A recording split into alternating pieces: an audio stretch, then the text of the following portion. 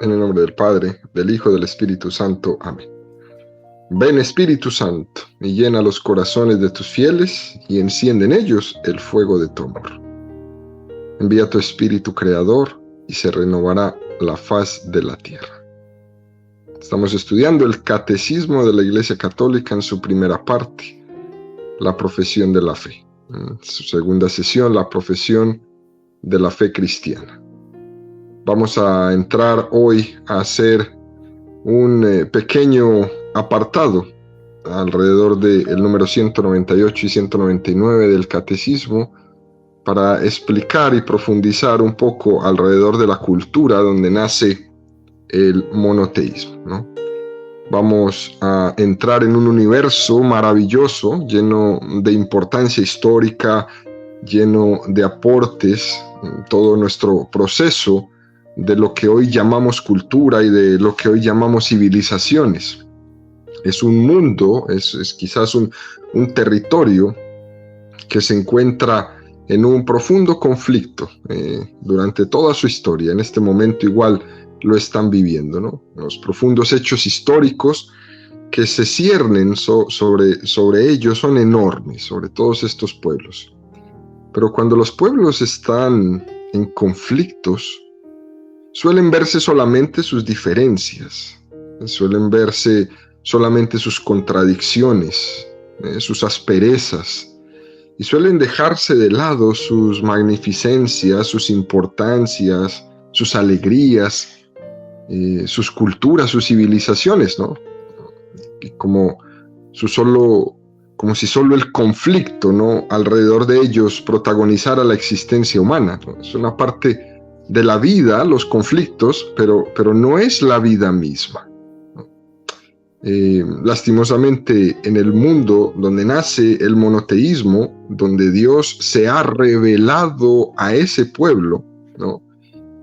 Pues en el día de hoy es una región que cruza por una historia, ¿no? Por un pueblo en particular, ¿no? Es la historia de una región donde nacen las religiones monoteístas del mundo, donde nace el judaísmo, donde nace el islam, donde nace el cristianismo. Una región donde están pues los fundamentos últimos de lo que nosotros hoy llamamos civilización y cultura, ¿no? Una región que en su conjunto nosotros conocemos, escuchamos como el famoso Medio Oriente, ¿no?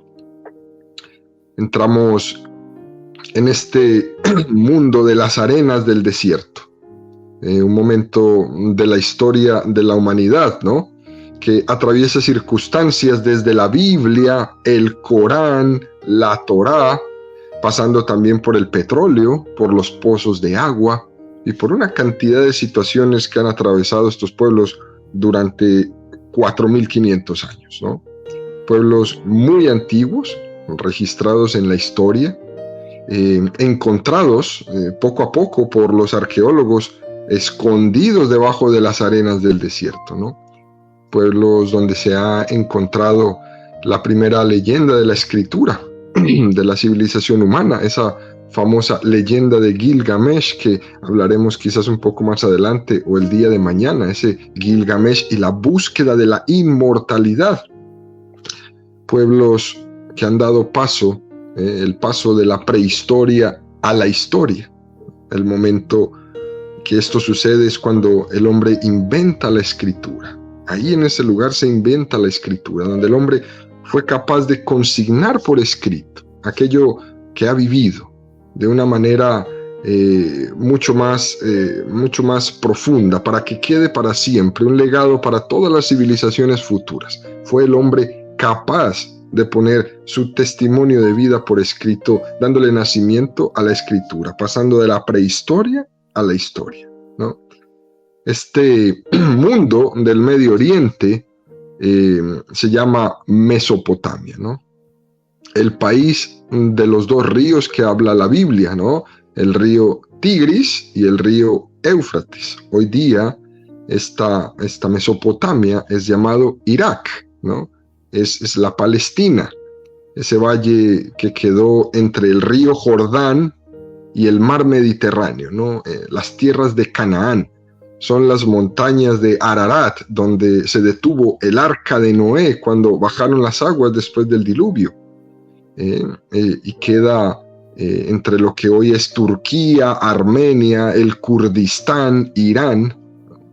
Es la tierra de los patriarcas, ¿no? Los grandes conductores de pueblos: Abraham, Isaac, Jacob, José, Moisés. Pueblos donde nació también el profeta Mahoma, donde él habló, donde él dijo, ¿no? Pueblos de muchos dioses también, ¿no? El figurat de Marduk, de la adoración a los dioses del Baal, Marduk. El pueblo de Babilonia, ¿no? Muy conocido por todos nosotros desde la escritura. Pues todo esto, todo este mundo, sucede en el mismo lugar, en ese desierto, en medio de estos dos ríos, ¿no? El río Éufrates y el río Tigris. Lo que vamos a intentar narrar, pues, en estos 2 días será cómo se va desenvolviendo esto, ¿no? Bueno, lo primero que uno se pregunta, queridos amigos, es ¿de dónde viene el nombre, ¿no? Pues, ¿de dónde sale este nombre del Medio Oriente? ¿Por qué se llama así? ¿Quién le puso ese nombre? ¿De dónde sale llamarle Medio Oriente? ¿Medio entre qué y qué? ¿No? ¿Entre qué y qué? Resulta que para todos nosotros es común saber que todos los imperios siempre se han creído en algún momento de su historia el centro del mundo. Esto es una cosa normal. Egipto era el centro del mundo, Machu Picchu era el centro del mundo, el Cusco era el centro del mundo, ¿no? España fue el centro del mundo, Tenochtitlan fue el centro del mundo, la China el centro del mundo. Pues todo imperio se considera centro del mundo en alguna parte de su historia. ¿Por qué? Porque ser centro del mundo es lo que significa ser un imperio.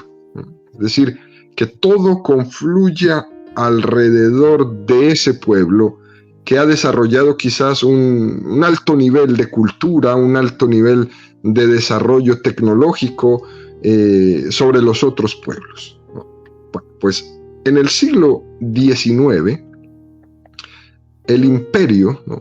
Lo que se llamaba el imperio era la Gran Bretaña, ¿cierto? Lo que nosotros conocemos hoy como Inglaterra, ¿no?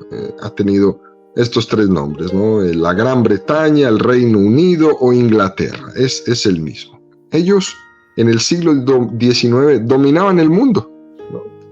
De tal manera que incluso, queridos amigos, en el siglo XIX, a inicios del siglo XX, 1 de cada 4 habitantes de la Tierra era súbdito de la reina de Inglaterra. Esa reina, pues muy conocida por ustedes, se llamaba la famosa reina Victoria, ¿no? 1 de cada 4 hombres sobre la tierra era súbdito de esta mujer.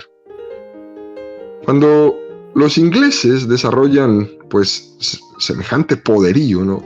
La 1/4 parte de la superficie de la tierra era de ellos y todos los océanos, ¿no? Ellos dominaban todos los océanos. Como ellos eran los cartógrafos del mundo, como eran quienes dominaban los mares, van a diseñar el mundo de acuerdo a su posición geográfica, quedando ellos en el centro, ¿no?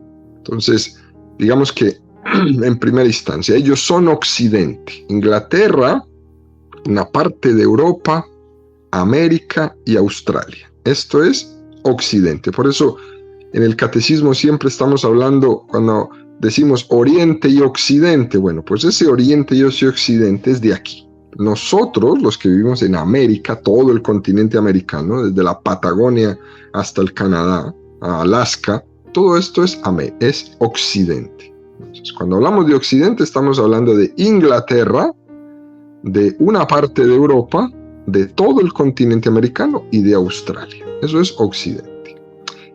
Lo que queda más cerca, de Inglaterra, pues le llamaron Oriente Próximo, que son lo que ustedes conocen o conocieron durante los años 80 como la famosa Yugoslavia.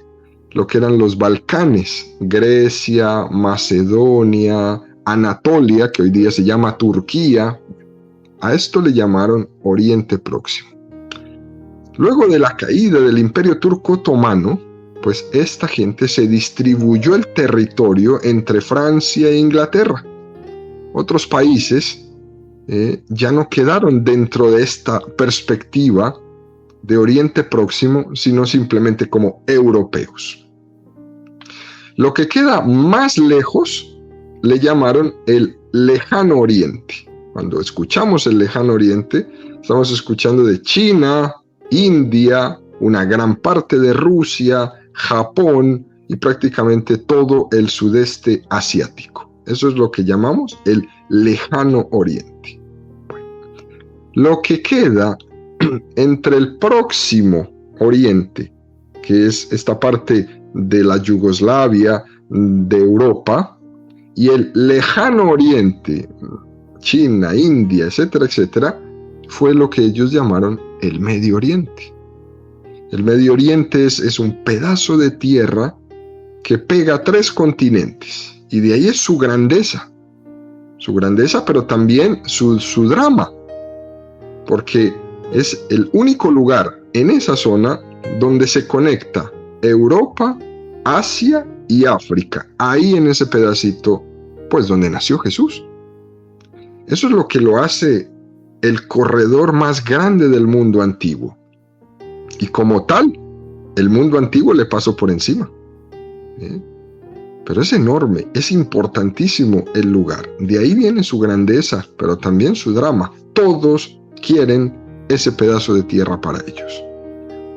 Bueno, pues estos son los Irán, que son los persas, Irak, Israel, la autonomía palestina, Jordania, Kuwait, el Líbano, Omán, Qatar, Bahrein, Siria, Yemen y los Emiratos Árabes Unidos.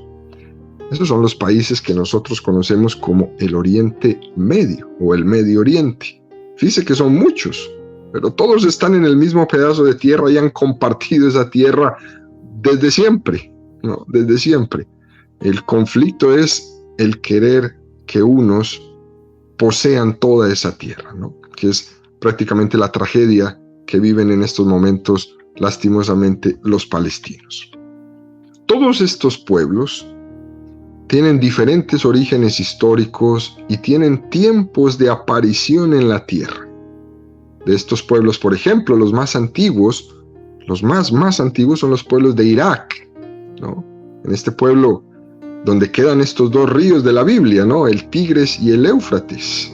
Es una civilización que comienza entre ríos. Hay que recordar siempre, ¿no?, que el remoto pasado, tanto como el futuro, es provisional, ¿no? Porque siempre puede aparecer en la arqueología un hueso, una tinaja, un medallón, un zapato, una vasija, alguna cosa, ¿no?, que nos lleve quizás 5.000 años más atrás de lo que pensábamos. Así que todo lo que hablemos de historia es algo siempre provisional. Pero estos son datos arqueológicos importantes los que se tienen hoy día que nos ayudan a entender un poco, ¿no? De ahí se agarra la Sagrada Escritura, de ahí se agarra la interpretación de la Biblia, de ahí se agarran los estudiosos de todos estos descubrimientos para poder darle sentido y explicación a la Sagrada Escritura. Hasta donde nosotros sabemos, la primera civilización se llamó Sumeria, ¿no? Sumeria. Y esta civilización sumeria queda entre los 2 ríos de la Biblia, en la Mesopotamia, entre el río Tigris y el río Éufrates. Estos 2 ríos nacen en Turquía, ¿no?, y se van adentrando por todo este territorio y van a terminar en lo que ustedes han escuchado por ahí, muy famoso porque hubo una guerra ahí, el famoso Golfo Pérsico, ¿no? El famoso Golfo Pérsico. El río Éufrates fue una palabra designada por los griegos que significa delicia, ¿no? El río Éufrates significa delicia. En persa, este río Éufrates significa río ancho. Ahora, el río Tigris, por el nombre griego, significa rápido, rápido. Para los persas, el Tigris significa flecha. Igual, por lo mismo, ¿no? Por su rapidez. Y esto es lo que vamos nosotros a ir conociendo en la Sagrada Escritura como la famosa Shinar o Sumeria. Después de Sumeria vendrá una ciudad que será muy importante durante 2500 años. Esa es la ciudad que conocemos en la Sagrada Escritura, ¿no? Babil, puerta de Dios. Los judíos la llamaron Babel y los griegos la llamaron Babilón y nosotros la llamamos hoy día Babilonia, puerta de Dios. Son tantos nombres porque en el desierto los pueblos y los imperios se suceden unos a otros bastante rápido, ¿no? Con bastante frecuencia. Es como una especie de conquista tras conquista en una región que es supremamente fértil. Todos los pueblos van a ir a esta región a pelearse por lo mismo, el agua. Pues hoy día van a pelearse por el petróleo. Pero en esta antigüedad, lo que peleaban no era petróleo, sino simplemente lo que les daba supervivencia, que era el agua. La delicia de estar en este territorio del río Éufrates y del río Tigris. Bueno, esta región tan importante, pues se le da el nombre de Mesopotamia, ¿no? Su nombre significa meso, mitad, pótamo, río. Entonces, la tierra que queda entre dos ríos, Mesopótamo, Mesopotamia. Es una de las ciudades, de los territorios que la Biblia pues menciona, ¿no? La ciudad más importante de esta región durante 2500 años, como decíamos ahorita, fue Babilonia. Esta ciudad de Babilonia era una mezcla, ¿no? Era una ciudad que significaba mezcla de progreso, de civilización, pero también de corrupción, de vicio, también de religiosidad, pero también de mucho placer. Está asociada la ciudad de Babilonia a una forma de vivir como vivimos nosotros hoy en unas ciudades grandes, ¿no? De una manera frenética, de una manera rapaz, a la cual se llegaba para dar desenfreno casi loco a todas las pasiones de los hombres. Llegaban a estas ciudades y los hombres se desenfrenaban, ¿no? Hoy por hoy encontramos estos famosos hombres que se llaman los Rastafaris, ¿no? Esta gente que viene de las regiones de Etiopía y de Jamaica, que se refieren a estos centros de la civilización occidental y los reconocen a estas grandes capitales del mundo financiero e industrial. Ellos le dicen la Babilonia moderna. Por ejemplo, ellos llaman la Babilonia moderna a Nueva York, a Miami, a Londres, ¿no? A Múnich, a todas estas ciudades grandes donde los hombres van pues prácticamente a dejar suelto, ¿no? A desenfrenarse de una manera frenética y rapaz. Hay uno de estos grandes cantantes de la historia, un famoso Bob Marley, que pertenecía a esto, ¿no? Sus canciones hablan de la Babilonia. Y incluso ese famoso disco que ellos grabaron, que se llama Babylon by Bus, estaba él pues haciendo un recorrido por las ciudades grandes de los Estados Unidos y a todas ellas le decía, pues esta es una Babilonia más, ¿no? Babilonia es una ciudad mítica, ¿no? Porque queda metida como una manera de entender las civilizaciones tanto desde sus grandezas como desde sus miserias. También ver esta Babilonia así nos da a entender que nosotros en estas grandes ciudades donde vivimos también necesitamos tener el criterio para saber cómo nuestros pueblos también pueden ir llegando a esta manera de vivir y de comportarse de esos pueblos antiguos, que tenían esa mezcla de como contradictoria, ¿no? Habían grandes templos construidos a sus dioses, pero al mismo tiempo que rezaban tanto, pues al mismo tiempo se daban rienda suelta a todo tipo de placeres carnales, sexuales, alcohólicos, etcétera, etcétera, ¿no? Hay una contradicción en estas grandes ciudades que nosotros necesitamos aprender de ellas para ver qué es lo que sucede en nuestros pueblos hoy.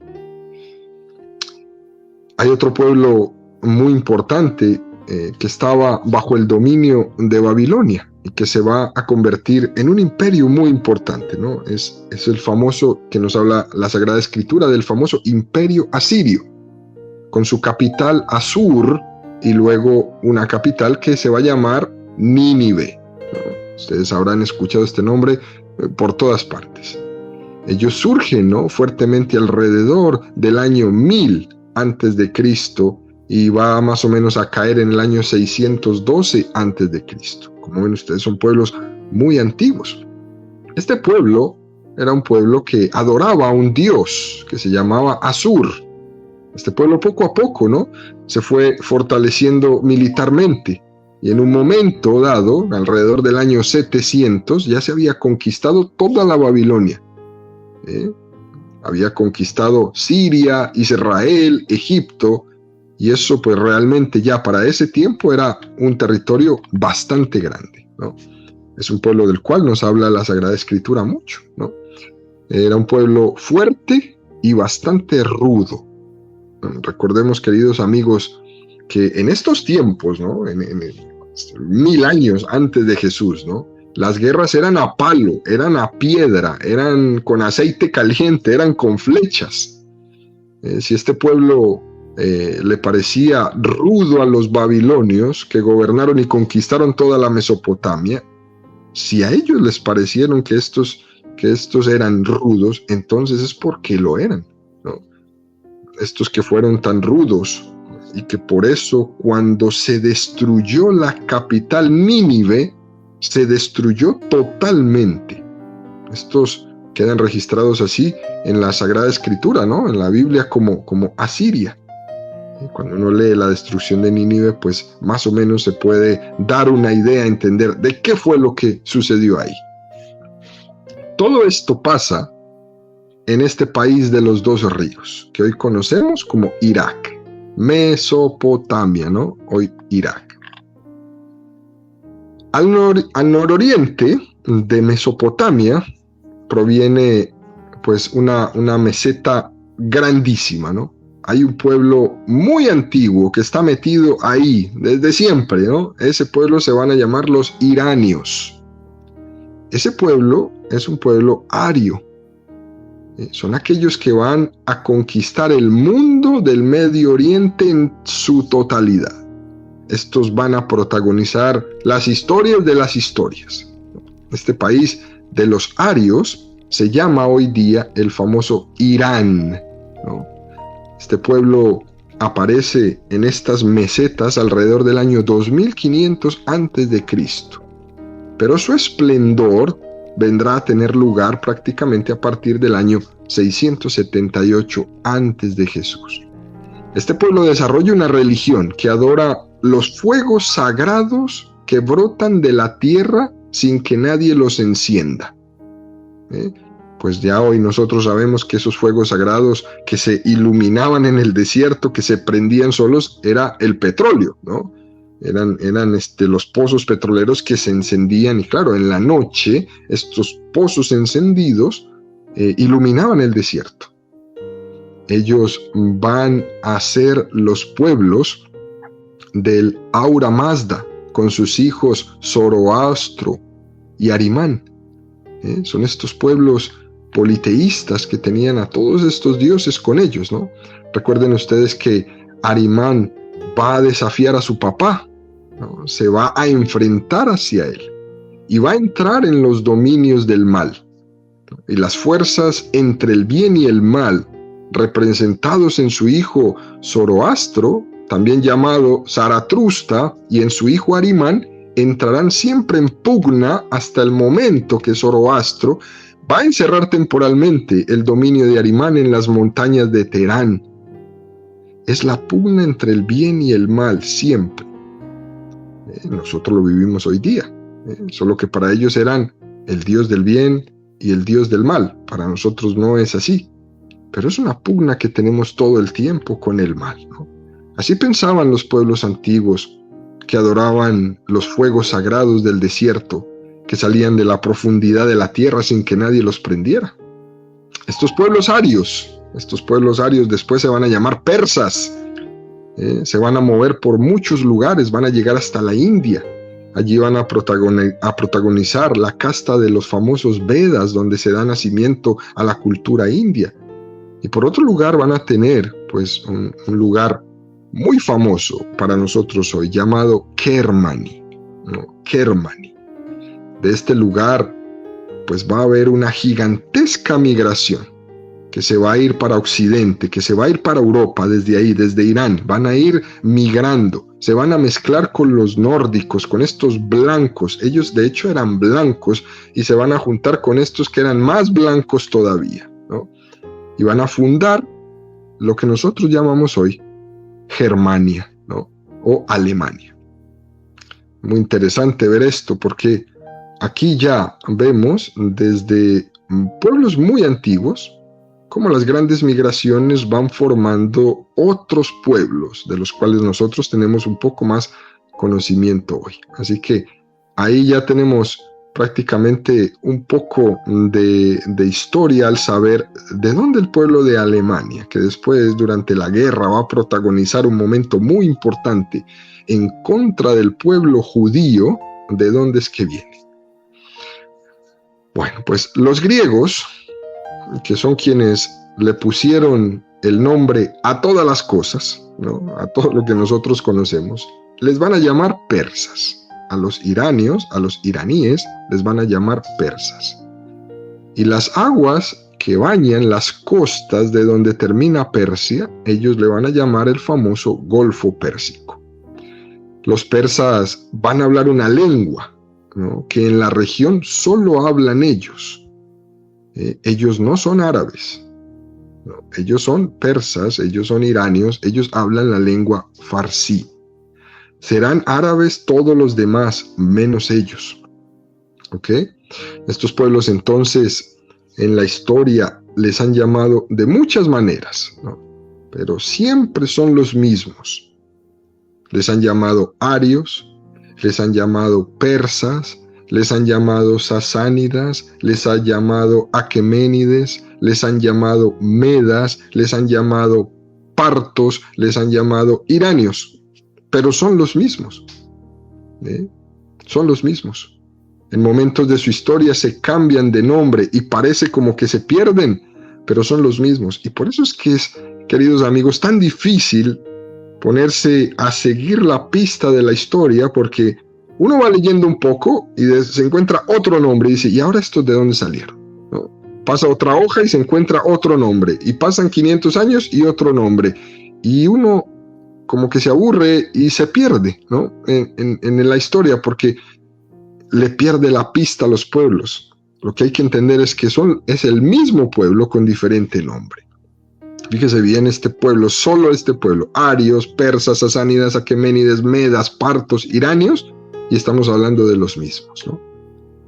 Este pueblo es muy importante, ¿no? Este pueblo no es semita, este pueblo es elamita, es decir, no participan del tronco común de los pueblos árabes y judíos que son semitas.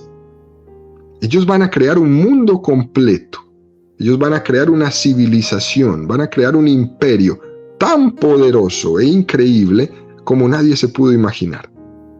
Una capital maravillosa que la llamarían después Persépolis o ciudad de los persas. Y ellos son los que van a dominar todo el Oriente Medio. Los únicos que van a ser capaces de parar a estos persas van a ser los griegos, con el famoso hombre, guerrero, rey Alejandro Magno, que muchos de ustedes habrán escuchado, quien es el único que les va a poder poner un freno en su crecimiento, ¿no? Prácticamente, digamos que estos hombres de la Mesopotamia, que no son árabes, que no hablan la lengua árabe, que hablan la lengua farsí, pues van a ser nuestros protagonistas. Van a ser vencidos por los griegos. Y entonces, en el momento que los griegos vencen a los persas, serán los griegos los que van a contar la historia. Y por eso nosotros, hoy día, contamos la historia, pero desde cómo la vieron los griegos. La historia, cuando estamos en el oriente, nos la cuentan de otra manera. Nos la cuentan como ellos la vieron allá y como ellos la vivieron allá. Pero tú y yo, todos los que me están escuchando, hemos escuchado esta misma historia, pero desde la parte de los griegos, los que nos la contaron a nosotros, es decir, los padres de nuestra cultura. Bueno, pues después que los generales griegos con Alejandro conquistan, pues ellos van a gobernar, ¿no? Y la parte y la manera como se van gobernando las diferentes ciudades es que ciudad que conquistas, ciudad que le quitas el nombre y le pones otros nombres, ¿no? Digamos, los persas, en esa conquista de todas las ciudades de la antigüedad en el oriente, pues hacen esta gran tarea. Y estamos hablando prácticamente como de unos 4.000 kilómetros cuadrados de conquista, ¿no? Llegaron de una manera estos griegos tanto, pues que caminaron hasta la India. Y prácticamente ellos se asustaron al llegar a la India y ver esas esplanadas enormes que el mismo Alejandro Magno dijo: yo ya de aquí no sigo. Yo ya de aquí no sigo. Yo mejor me regreso. Y como todos ustedes saben, en su regreso murió. Cuando Alejandro muere, pues entonces pasa lo que pasa en todo reino, ¿no? Se muere el rey y los que estaban colaborando con él, pues lo que deciden es repartirse las tierras. Ellos se reparten las tierras y cada uno de sus generales se queda con una parte. Hay también otros pueblos y civilizaciones que nacen un poco después, ¿no? Que nacen más o menos hacia el año 1900 antes de Jesús. Están en la región de Israel, en la región de Judea. También hay otros pueblos, que son los pueblos de Aram, y que de estos pueblos, una parte de ello, son los que se llamaban los famosos suris, ¿no? Y por los suris, el pueblo de Aram, los griegos lo bautizarían Siria, ¿no? Hoy día existente en una problemática terrible, ¿no? El pueblo sirio. También están los pueblos de la Palestina, los que se llaman los cananeos, que tendrán una parte muy importante, pues prácticamente en el relato bíblico. Tendrán una parte de ellos que se llamarán los fenicios, otros los filisteos y otros los hebreos. Son un montón de pueblos en la misma tierra, ¿no? Estos hebreos después se van a llamar los judíos, que son los que nosotros conocemos hoy día. Todos estos pueblos son los que van a dar origen a las religiones monoteístas. Porque en estas tierras es donde están las referencias bíblicas del pueblo de Abraham. Por el pueblo de Abraham lo reivindican tanto los árabes como los judíos.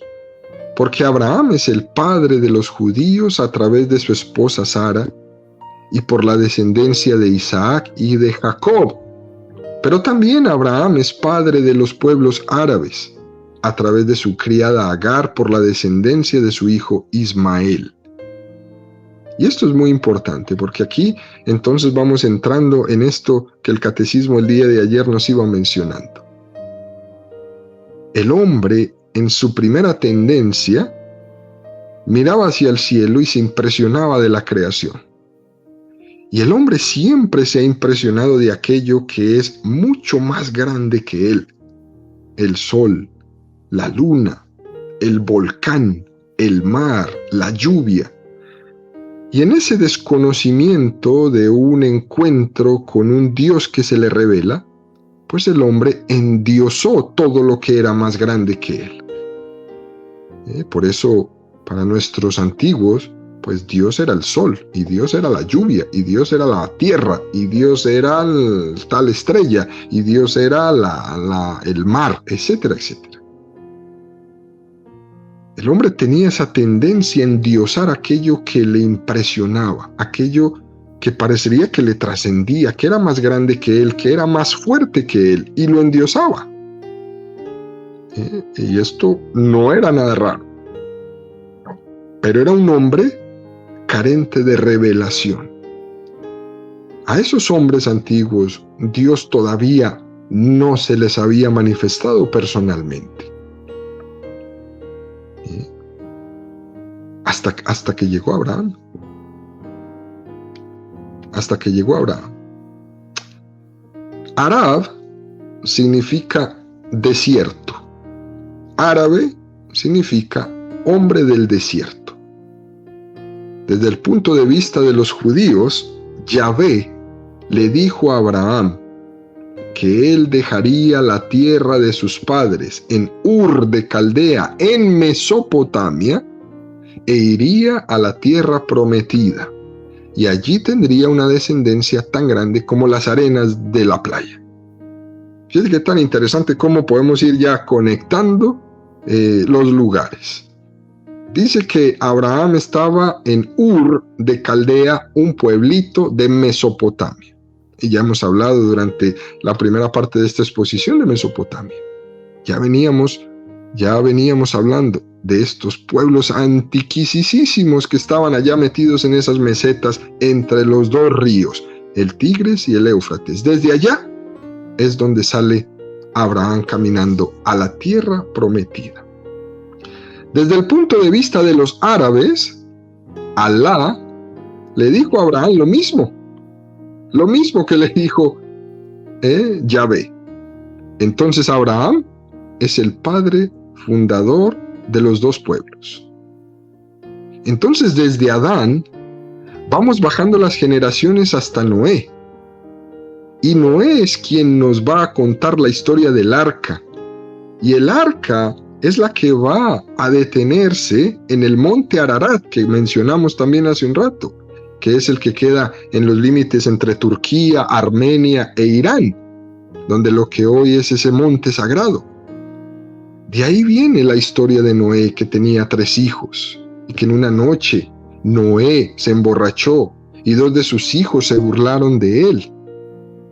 Y el otro hijo fue solidario con él y lo cuidó. Y Noé, en muestra de solidaridad, como algo valioso en agradecimiento a ese hijo que le cuidó, le dio la descendencia. El hijo que se solidarizó con Noé fue Sem. Y a Sem, Noé le da la descendencia, y por eso estos pueblos se van a llamar semitas. Y por eso van a estar hermanados como pueblos semitas.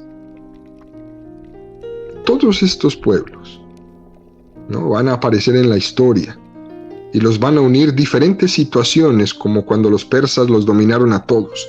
Aunque serán pueblos distintos, aunque hablen otras lenguas, están dominados en algunos momentos por los mismos imperios grandes que caen sobre ellos. Cuando los dominaron los griegos, después cuando los dominaron los romanos, etcétera, etcétera. Pero después del año 622 después de Cristo, cuando pase el Islam a conquistar esas tierras de Persia, ellos se van a convertir en musulmanes de religión. Pero ellos no son árabes. Ellos no son árabes. Ellos no hablan árabe. Ellos son iraníes y hablan la lengua farsí y son distintos. Cosa que los demás otros musulmanes sí son árabes. Bueno, pues vamos a dejarlo el día de hoy hasta aquí. Mañana continuaremos un poco. Me gustaría que quedáramos quizás en la partecita de Abraham, lo que le dijo Yahvé, que es la parte que nos cuentan los judíos, lo que le dijo Yahvé a Abraham, y de la otra parte lo que le dijo Alá, que es la parte que nos cuentan los árabes de lo que Alá le dijo a Abraham.